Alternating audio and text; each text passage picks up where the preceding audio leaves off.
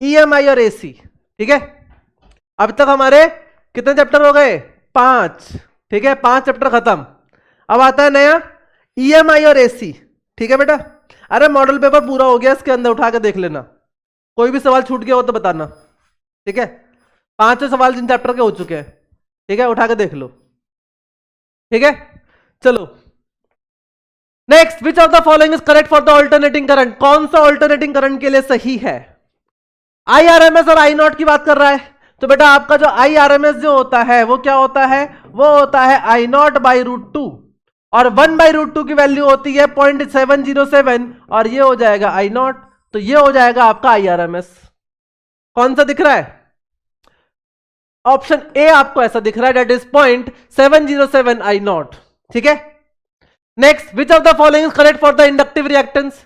Inductive reactance के लिए कौन सा सही है? सो इंडक्टिव रिएक्टेंस क्या होती है? XL that is equal to ω/L, या फिर आप इसको ऐसे भी लिख सकते हो, दैट इज 2πfL, ठीक है, 2πfL। ओमेगा जो होता है वो होता है रेडियन पर सेकंड में, कंफ्यूजन यही रहता है, और F होता है किसमें? हर्ट्ज में। किसमें? हर्ट्ज में। तो जब आपको हर्ट्ज में फ्रीक्वेंसी दे रखी होगी तो ऐसे लगा लेना, और जब रेडियन पर सेकंड में दे रखी होगी तो ऐसे लगा लेना, ठीक है।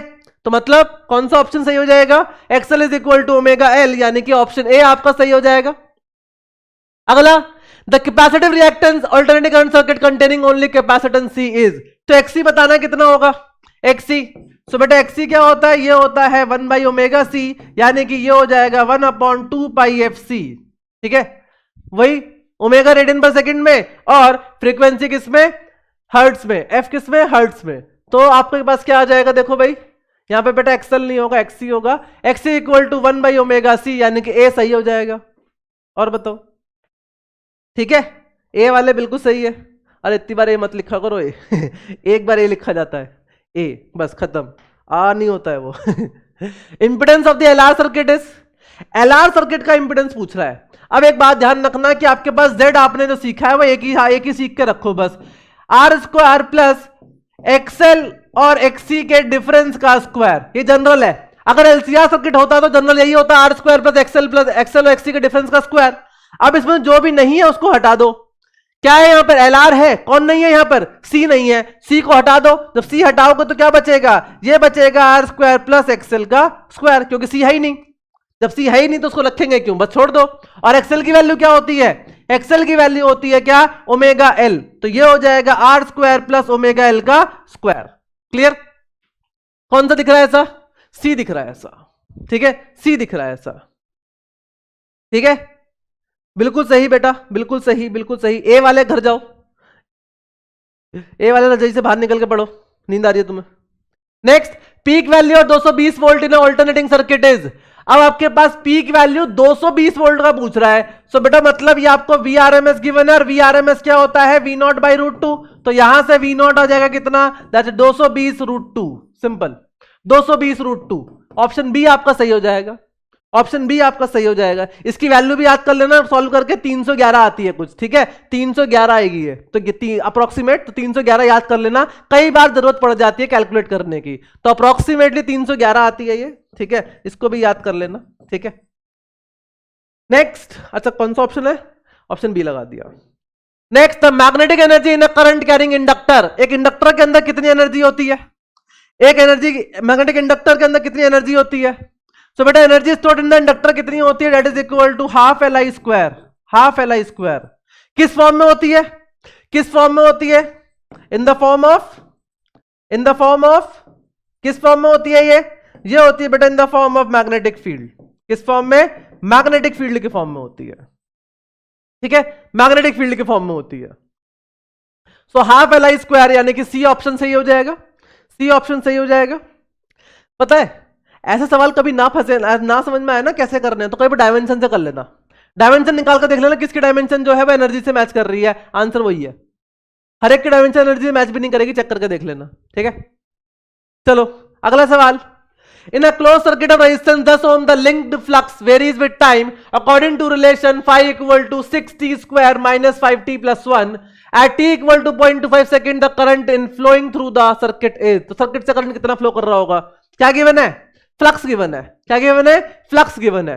तो इंड्यूस ईएमएफ निकाल सकते हैं, ये होता है क्या? That is minus D five by D T, minus D five by D T. तो ये हो जाएगा minus D five by D T, यानी कि 6t square minus 5t plus 1 का डिफरेंशिएशन, इनका डिफरेंशिएशन। ठीक है, तो माइनस 6t स्क्वायर का डिफरेंशिएशन क्या हो जाएगा? 12t, और ये हो जाएगा माइनस 5, तो यहां से आ जाएगा माइनस 12t प्लस 5। क्लियर? तो यानी कि 5 माइनस 12t।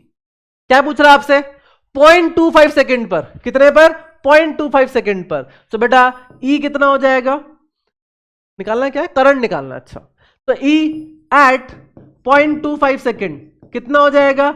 ये हो जाएगा 5 माइनस 12 इंटू 0.25, तो ये आ जाएगा कितना? That is 2 volt. तो इंड्यूस ईएमएफ कितना आ रहा है? 2 वोल्ट आ रहा है।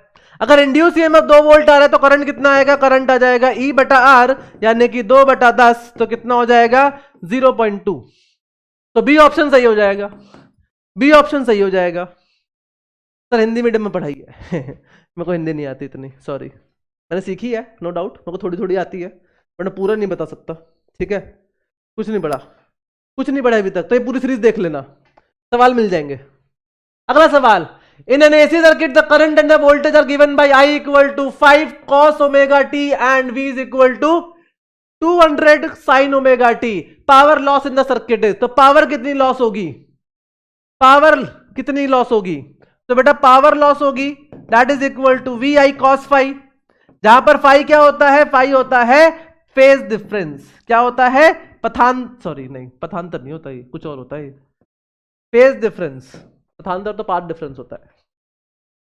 ठीक है, सो बेटा फेज डिफरेंस ये हो जाएगा कितना?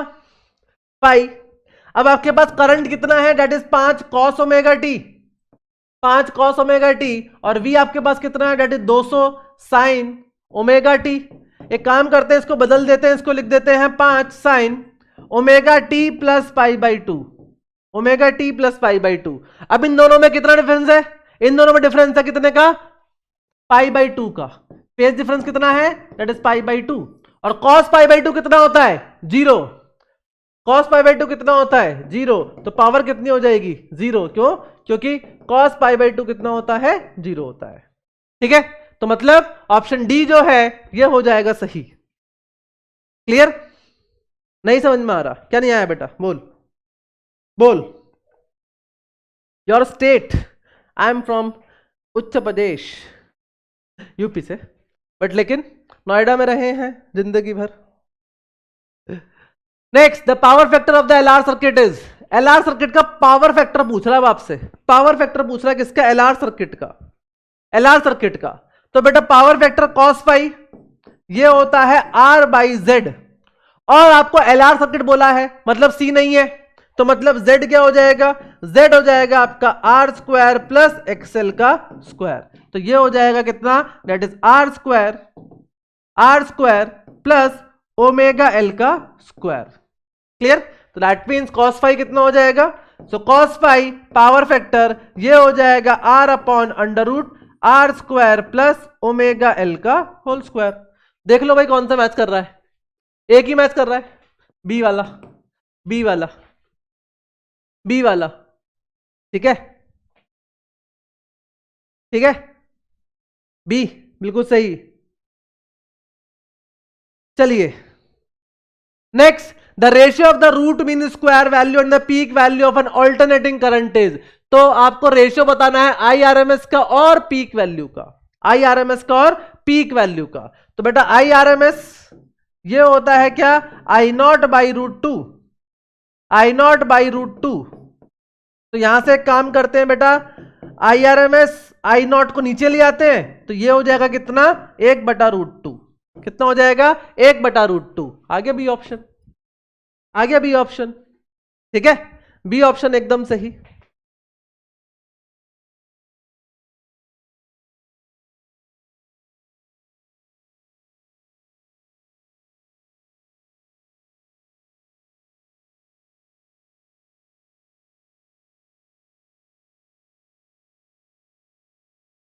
ठीक है, चलो next, in a step up transformer, देखो ध्यान देना, स्टेप अप पूछ रहा है, the number of turns in the primary and the secondary coils are N1 and N2।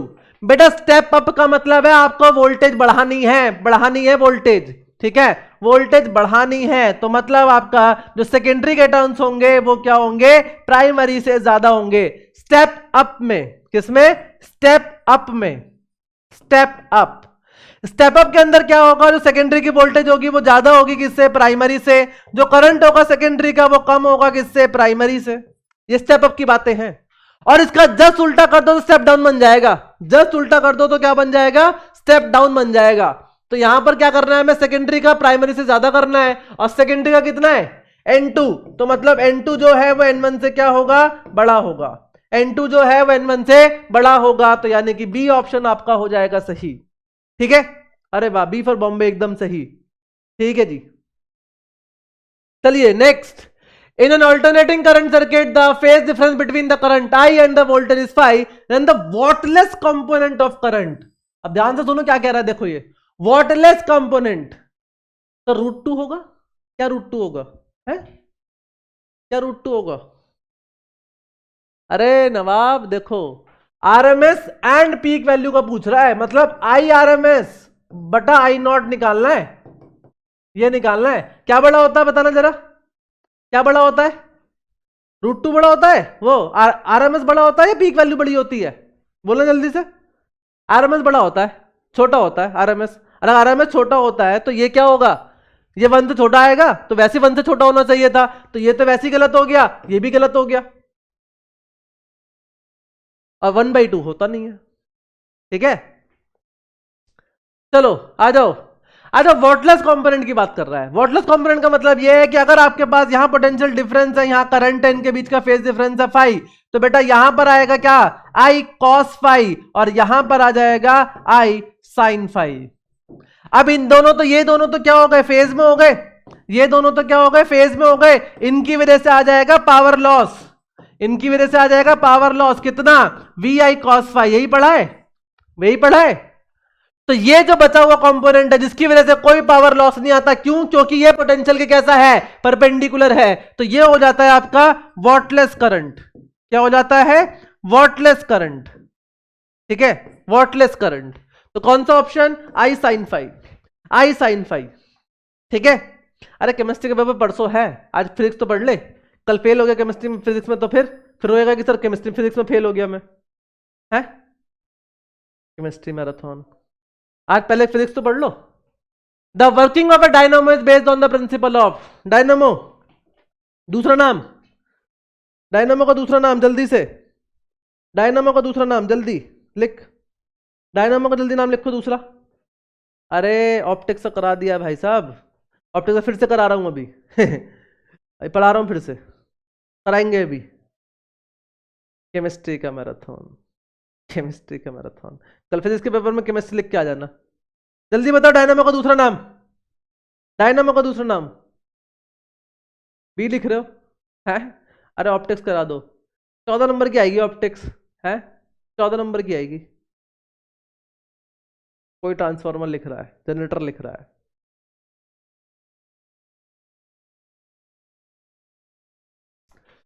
Heating effect of current, current से है, electromagnetic induction, induce electricity, induce magnetism, electromagnetic induction is the correct answer, electromagnetic induction is the correct answer, ठीक है, electromagnetic induction. अगला सवाल, विच of the following relation is correct for the power factor, power factor के लिए कौन सा सही है, फास्ट करा दीजिए ना प्लीज, पावर फैक्टर के लिए पट से हेड शॉट। कितना क्वेश्चन हो गया बेटा, 100वां सवाल है, 100वां सवाल है, 99वां, सॉरी 99th। चलो, which of the following relation is correct for the power factor, power factor के लिए कौन सा रिलेशन सही है, so cos phi this is equal to R by Z, यही होता है पावर फैक्टर।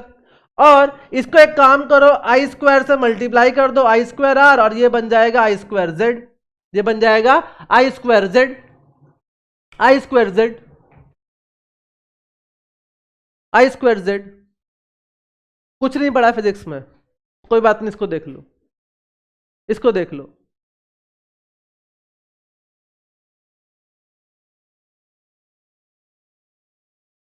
तो कुछ नहीं पढ़े फिजिक्स में, तो दिन सो क्यों रहे थे? पेपर पता नहीं था क्या? है, पेपर नहीं पता था? पेपर नहीं पता था? सी वाले, सी बिल्कुल सी, सब सी लिख रहे हैं, कोई बी लिख रहा है, हिंदी लिख रहा है। चलो, तो पावर फैक्टर बेटा, अब आपके पास लेट से कोई सर्किट है इस तरीके का, एल, ये सी और ये आर, लेट सपोज इस तरीके से, ठीक है, इस तरीके से, ठीक है। अब एक्चुअल पावर लॉस जो होती है वो किस में होगी? रेजोनेंस में अगर बात करूं तो किस में होती है? सिर्फ और सिर्फ रेजिस्टेंस में होती है। रेजोनेंस की बात करूं तो किस में होती है? सिर्फ और सिर्फ रेजिस्टेंस में होती है। कब? At resonance. एट रेजोनेंस किस में होती है बेटा? एट रेजोनेंस सिर्फ और सिर्फ किस में होती है? सिर्फ और सिर्फ रेजिस्टेंस में होती है, ठीक है। पावर वेक्टर तो क्या हो जाएगा? ये हो जाएगा true average power upon average apparent average power, या फिर apparent average power upon two average power. Brown मुंडे। तो बेटा ये हो जाएगा क्या? True average power upon apparent average power, that is a power factor, ठीक है। True average power upon the power average power factor, ठीक है। एपरेंट एवरेज पावर, क्योंकि आपका Z जो है वो किस में आ जाएगा? वो आपका इसके लिए आ जाएगा, किसके लिए? LCR के लिए। Z क्या हो जाता है? ये हो जाता है R स्क्वायर प्लस XL और XC के डिफरेंस का स्क्वायर, ठीक है। नेक्स्ट 100वें सवाल पे आ जाओ। विच of the following correct for the transformer? Transformer क्या करता है भाई? ट्रांसफॉर्मर क्या डीसी वोल्टेज पे काम करता है? ट्रांसफॉर्मर डीसी वोल्टेज पे काम करता है क्या? नहीं। क्या ट्रांसफॉर्मर एसी को डीसी बनाता है, डीसी को एसी बनाता है? नहीं, दोनों ही नहीं करता। क्या करता है? वह वोल्टेज को बढ़ाता है या फिर घटाता है। तो यानी कि ऑप्शन डी आपका सही हो जाएगा। या तो वो स्टेप अप होगा जो वोल्टेज बढ़ाएगा, या फिर क्या करेगा? स्टेप डाउन होगा जो कि आपका वोल्टेज कम करेगा, ठीक है। Next, 1 henry is equal to, 1 henry किसके बराबर होता है? साथ में देखो क्या लिखा हुआ है? मिली लिखा हुआ है। रिलेशन किसके बीच में पूछ रहा है? मिली के बीच के पूछ रहा है। सो बेटा 1 हेनरी जो है वो क्या हो जाएगा? वो हो जाएगा 10 की पावर 3, 10 की पावर 3, 10 की पावर 3 मिली हेनरी, 10 की power 3 milli henry. Clear? 1 henry क्या हो जाएगा? 10 की पावर 3 मिली हेनरी, यानी कि ऑप्शन 3 आपका सही हो जाएगा। मिली मतलब होता है 10 की पावर -3, छोटा होता है, ठीक है। चलिए next, dimensional formula of the magnetic fluxes. Magnetic flux के डायमेंशनल फॉर्मूला निकालना है। मैग्नेटिक फ्लक्स का डायमेंशनल फॉर्मूला निकालना है, तो phi is equal to BA। अब मैग्नेटिक फील्ड के भी याद नहीं होंगे, जब मैग्नेटिक फील्ड का याद नहीं होंगे तो क्या लिखोगे? फोर्स अपॉन QV, क्योंकि मैग्नेटिक फोर्स क्या होता है? ये होता है QVB। तो यहां से हम लिखेंगे क्या? मैग्नेटिक फील्ड आ जाएगी F upon QV into area. तो फोर्स के क्या हो जाएंगे? फोर्स हो जाएंगे MLT-2, क्योंकि मास इंटू एक्सेलरेशन, तो ये हो जाएगा M इंटू LT-2। चार्ज के क्या हो जाएंगे? चार्ज हो जाएगा कितना? दैट इज IT, तो ये हो जाएगा ampere into time. And velocity के हो जाएंगे LT-1, एंड एरिया के हो जाएंगे क्या? L square. तो जो जो कैंसिल हो रहा है सब कैंसिल कर लो। सो यहां से T से T-1 कैंसिल, एक L से एक L कैंसिल, तो ये आ जाएगा कितना? That is M L square T-2 A-1। तो ML स्क्वायर T-2 A-1। तो कौन सा ऑप्शन? ए आपका सही हो जाएगा, ए आपका सही हो जाएगा, ठीक है। हाँ बेटा इसका PDF बिल्कुल मिलेगा। लेक्चर खत्म होने के बाद थोड़ी देर के बाद आपको हमारे बिहार बोर्ड का जो चैनल है, बैच है जोश बैच, हमारे PW ऐप पर, वहां पर मिल जाएगा, ठीक है। जोश बैच के अंदर वहां मिलेगा। Next, the induce EMF in a coil does not depend upon. Induce EMF जो है वो किस पर डिपेंड नहीं करता है? इंड्यूस EMF जो है वो किस पर डिपेंड नहीं करता है? So E is equal to -d∅dt, -d∅dt induce EMF। और फ्लक्स क्या होता है? Phi, this is equal to BA cos theta, this is equal to BA cos theta. और थीटा को भी आप लिख सकते हो, चेंज कर सकते हो, that is BA cos omega t, अगर वो रोटेट कर रहा होगा किससे? ओमेगा से, तो ऐसे भी लिख सकते हो। और अगर इसके अंदर नंबर ऑफ टर्न्स n होंगे तो उस पर भी लगा दो, n भी लगा दो, साथ में n भी लगा दो। तो इंड्यूस EMF किस किस पर डिपेंड कर रहा है? n पे डिपेंड कर रहा है, हाँ कर रहा है। Number of turns per depend करता है। Rate of change of magnetic flux, rate of change of magnetic flux वही तो इंड्यूस ईएमएफ होता है, तो यानी कि इस पर भी करेगा। The time of rotation, rotation में कितना टाइम लगेगा, इस पर भी करेगा, हां करेगा। dt टाइम भी आ रहा है, यहां पर भी देख सकते हो कितने टाइम के अंदर वो एंगल चेंज हो रहा है, उस पर भी डिपेंड कर रहा है। तो इसका मतलब टाइम ऑफ रोटेशन पर भी डिपेंड करेगा। किस पर डिपेंड नहीं करेगा, रेजिस्टेंस क्या है सर्किट का, रेजिस्टेंस क्या है सर्किट का, इस पर डिपेंड नहीं करेगा। अगर यहां पर इंड्यूस करंट पूछा होता तो इंड्यूस करंट आपका रेजिस्टेंस पर डिपेंड करता, ठीक है, इंड्यूस करंट आपका रेजिस्टेंस पर डिपेंड करता, ठीक है। चलिए अगला सवाल, Lenz law is based on the principle of conservation of, Lenz law किसके ऊपर बेस्ड है, लेंज लॉ बेस्ड है आपका कंजर्वेशन ऑफ एनर्जी के ऊपर, लेंज लॉ बेस्ड है किसके ऊपर, कंजर्वेशन ऑफ एनर्जी के ऊपर। अच्छा बताना फैराडेज लॉ किसके ऊपर बेस्ड है, Faraday's law, Faraday's law, Faraday's law ये किसके ऊपर बेस्ड है बताना जरा फटाफट से, फैराडेज लॉ किसके ऊपर बेस्ड है, फैराडेज लॉ जब तक होगा क्लास, जब तक खत्म नहीं हो जाएगा तब तक होगा, ठीक है। बेटा मत कहो, क्यों, बड़े हो गए बेटा। फैराडेज लॉ भी किस पर डिपेंड करती है, ये भी क्या होता है, ये भी आपका कंजर्वेशन ऑफ एनर्जी है, ठीक है, this is also conservation of energy. Next, according to Lenz law of the electromagnetic induction, Lenz law, Lenz law का अकॉर्डिंग, अरे कंजर्वेशन ऑफ चार्ज लिख रहा है पागल, क्यों गलत, कंजर्वेशन ऑफ चार्ज के ऊपर बेटा आपका केसीएल डिपेंड करता है, केसीएल होता है, ठीक है। According to Lenz's law of electromagnetic induction, the induced EMF is not in the direction of the opposing the change in the magnetic flux. गलत. The relative motion between the coil and the magnetic produce the change in the magnetic flux. Only the magnet should be moved towards the coil. Only the coil should be moved towards the magnet. तो ये तो वैसे ही गलत हो गए, कुछ भी move करा लो, कुछ भी करा लो, ठीक है। The relative motion between the coil and the magnet produces the change in magnetic flux. ये बात सही है, ये बात सही है। The induce EMF is not in the direction opposing the change in the magnetic field flux, ये गलत हो गया, not in the direction, is not in the direction, ये गलत लिख दिया, ये गलत लिख दिया, ठीक है। चलिए next, a bar magnet is released along the vertical axis of the conducting coil, the acceleration of the bar magnet is, अगर इसको यहां से ऐसे छोड़ा है, लेट्स से नीचे आ रहा होगा, अब जब नीचे आ रहा होगा तो ये कॉइल क्या करेगी, ये इसको अपोज करना चाहेगी, अपोज करना चाहेगी तो यहां बना लेगा ये क्या, नॉर्थ पोल, क्योंकि लेंज लॉ क्या कहता है, लेंज लॉ ये कहता है कि जब ये नीचे आ रहा होगा तो फ्लक्स बढ़ेगा, तो इसको अपोज करने के लिए इसके अंदर कुछ इंड्यूस ईएमएफ आएगा, इंड्यूस करंट आएगा, जिसकी वजह से इसको अपोज करेगा। तो अगर ये नॉर्थ पोल है तो ये भी क्या बन जाएगा, नॉर्थ पोल, और नॉर्थ नॉर्थ को क्या करेगा, अपोज करेगा, क्या करेगा, अपोज करेगा। तो इसका मतलब ये है कि इसका एक्सेलरेशन जो है वो क्या हो जाएगा, लेस देन जी हो जाएगा, क्या हो जाएगा, लेस देन जी हो जाएगा, ठीक है, लेस देन जी। तो इसका मतलब ऑप्शन बी आपका क्या हो जाएगा, सही हो जाएगा, ठीक है। Next, when the number of turns in a solenoid are doubled without any change in the length of the solenoid, its self inductance become, अगर नंबर ऑफ टर्न्स जो है सोलिनॉइड के उनको डबल कर दिया जाए, उसकी लेंथ को चेंज किए बिना, उसकी लेंथ को चेंज किए बिना, तो बताओ कि इसका सेल्फ इंडक्टेंस क्या हो जाएगा। तो बेटा इंडक्टेंस, सेल्फ इंडक्टेंस क्या होता है, ये होता है म्यू नॉट एन स्क्वायर ए इंटू एल, जहां पर एन क्या है, number of turns per unit length, और इसको चेंज करके लिख दूं तो ये आ जाएगा mu naught N square A बटा एल। क्लियर। अब यहां पर देखो, इसने कहा है कि लेंथ को कांस्टेंट रखो, म्यू नॉट वैसी कांस्टेंट है, एरिया वैसी कांस्टेंट है, तो मैं क्या कहूंगा कि आपका जो सेल्फ इंडक्टेंस है वो डायरेक्टली प्रोपोर्शनल किसके है, एन स्क्वायर के है, और आपने क्या करा है, डबल कर दिया, डबल करके स्क्वायर करोगे तो क्या आ जाएगा, ये आ जाएगा कितना, 4 गुना, कितना हो जाएगा, 4 गुना। तो मतलब अगर n को डबल करोगे, 2n करोगे, तो इंडक्टेंस क्या हो जाएगा, 4l। क्लियर। तो 4 टाइम्स हो जाएगा, तो यानी कि ऑप्शन सी आपका सही हो जाएगा, ठीक है, बिल्कुल सही। आदित्य राज, सैयद मोहम्मद अली हैदर, अरे ये तो हमारे पुराने बच्चे हैं। चलो next, when the number of turns and the length of the solenoid both are doubled, its self inductance become, उसकी सेल्फ इंडक्टेंस क्या हो जाएगी, अगर हम लोगों ने नंबर ऑफ टर्न्स और लेंथ दोनों को ही क्या कर दिया हो, डबल कर दिया हो, दोनों को ही डबल कर दिया, ठीक है, दोनों को डबल कर दिया। तो inductance L this is equal to mu naught N square A बटा एल।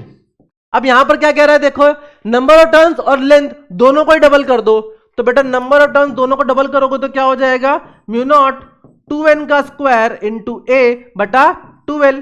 तो ये क्या आ जाएगा, 2 का स्क्वायर 4, नीचे 2 है तो क्या बचेगा 2 mu naught n square a बटा l। तो ये हो जाएगा 12, ये हो जाएगा 12। तो डबल हो जा रहा है, क्या हो जा रहा है, डबल हो जा रहा है।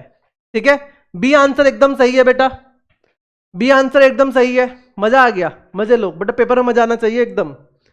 चलिए next, the coefficient of mutual induction between two coils depends upon. Coefficient of mutual induction जो है वो दो कॉइल्स के बीच में किन किन बातों पर डिपेंड करता है। Medium between the coils, separation between the coils, orientation of the coil and all of this. इस सब पर डिपेंड करता है। क्या करता है, सब पर डिपेंड करता है ये। ठीक है, सब पर डिपेंड करता है। अगर आपके पास दो कॉइल्स हैं, दो सोलिनॉइड है, लेट्स सपोज दो सोलिनॉइड है इस तरीके से, इस तरीके से दो सोलिनॉइड है। ठीक है, एक सोलिनॉइड ऐसा, लेट्स से दूसरा सोलिनॉइड है इस तरीके से, इस तरीके से।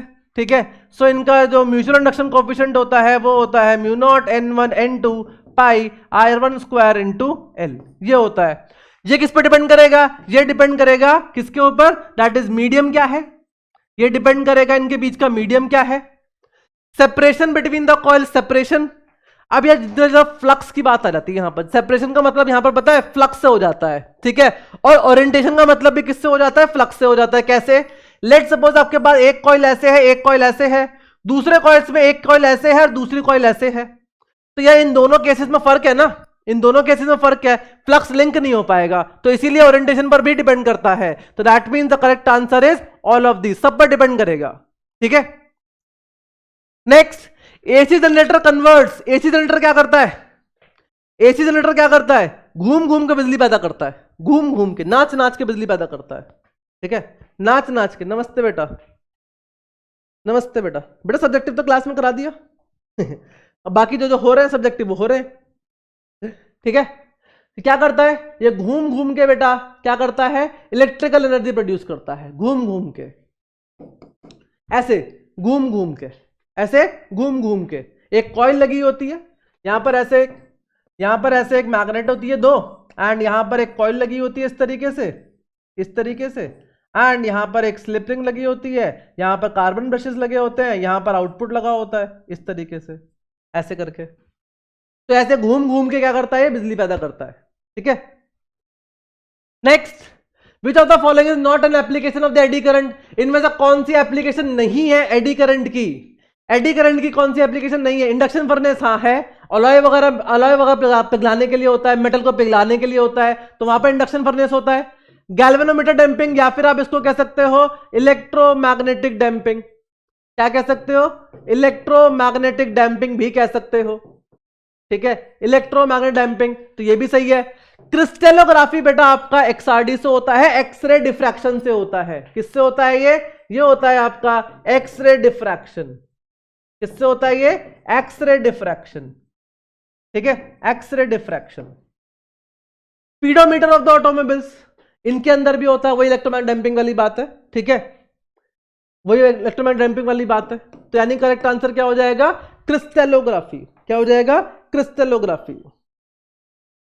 बेटा जब फ्लक्स पूरे बल्क में से चेंज होता है ना, तो जो इंड्यूस करंट आता है, जब मैग्नेटिक फ्लक्स, डेफिनेशन पूछा था कोई एक, तो जब मैग्नेटिक फ्लक्स जो है एक पूरे बल्क में से चेंज होता है, तब जो इंड्यूस करंट आता है उसको कहते हैं हम एडी करंट। ठीक है, तब क्या कहते हैं, eddy current. Next, when an AC source is connected across a resistor. अगर एसी सोर्स एक रजिस्टर से अक्रॉस लगा दिया, तो ये रहा रजिस्टर, इसके अक्रॉस लगा दिया एक AC source like this, let's say E is equal to E naught sine omega t, and इसका रेजिस्टेंस है R, तो बेटा I क्या हो जाएगा, I हो जाएगा E बाई आर, यानी कि E naught by R sine omega t. तो इसको हम लिख देंगे क्या, I naught sine omega t. अब ध्यान से देखो, साइन ओमेगा टी यहां पर है, साइन ओमेगा टी यहां पर है, इसका मतलब दोनों क्या है, दोनों को दोनों बेटा सेम फेज में है, दोनों के दोनों क्या है, सेम फेज में है। तो इसका मतलब अगर मैं इसका फेजर बनाऊं तो करंट और वोल्टेज दोनों में क्या होगा, सेम फेज में होगा। तो इसका मतलब फेज डिफरेंस कितना, जीरो। फेज डिफरेंस कितना, जीरो। तो current and voltage are in same phase, तो यानी कि ऑप्शन सी आपका सही हो जाएगा। ठीक है, ऑप्शन सी आपका सही हो जाएगा। ठीक है, चलिए अगला सवाल, the phase angle between the current and voltage in a purely inductive circuit. Pure inductive circuit, ये इंडक्टर ये AC source E is equal to E naught sine omega t and ये आपका इंडक्टेंस, तो आई क्या हो जाता है, आई जो होता है E naught by omega L sine omega T minus pi by 2। इसका मतलब ये है कि करंट अगर यहां पे बना है तो वोल्टेज क्या करेगा, लीड करेगा, वोल्टेज क्या करेगा, लीड करेगा। सो VL वोल्टेज जो है वो लीड करेगा करंट को, कितने से, बाई पाई बाई 2, या फिर कहोगे क्या कि करंट लैग करेगा VL को बाई पाई बाई 2। दोनों की दोनों एक ही बात है, या वो मेरे से आगे है या मैं उससे पीछे हूं, दोनों की दोनों एक ही बात है। तो इसका मतलब पाई बाई 2, तो इसका मतलब ऑप्शन डी आपका क्या हो जाएगा, सही है। ठीक है, in a circuit the frequency is f equal to 1000 by 2 pi hertz and the inductance is 2 henry, then the reactance will be, तो reactance क्या होगी, reactance frequency दे रखी है, so ओमेगा एल ये होता है आपका XL, या फिर इसको लिख सकते हो क्या 2 पाई FL। सो 2 पाई फ्रीक्वेंसी कितनी है 1000 बटा 2 pi into L, clear, L कितना है, एल है 2, तो 2 पाई से 2 पाई उड़ा दो तो ये आ जाएगा कितना 2000 ओम्स। बेटा जितने भी रिएक्टेंस होते हैं यूनिट क्या होती है, उनकी यूनिट होती है ओम्स। ठीक है, तो दैट मींस 2000 ओम्स, यानी कि ऑप्शन सी आपका हो जाएगा सही। ठीक है, चलिए, what is the phase difference between the potential difference across inductor and potential difference across capacitor in a series LCR circuit. तो फेज डिफरेंस बताना है किसके बीच में, अक्रॉस इंडक्टर एंड कैपेसिटर के बीच में। तो बेटा फेजर, इसके लिए फेजर, तो फेजर कैसे बनता है, आई यहां पर, VR यहां पर, VL यहां पर एंड VC यहां पर, और VL और VC के बीच में कितने का एंगल हुआ, ये एंगल हो गया कितने का, पाई का, 180 डिग्री का, कितने का 180 डिग्री का। सी क्यों लिख रहे हो, सी क्यों लिख रहे हो, सी क्यों लिख रहे हो, सी मतलब पाई बाई 2। बेटा VL और VC की बात कर रहा है, VL और VC की बात कर रहा है, क्या लिख रहे हो ये, D is the correct answer, that is pi, D is absolutely correct, that is pi. ठीक है,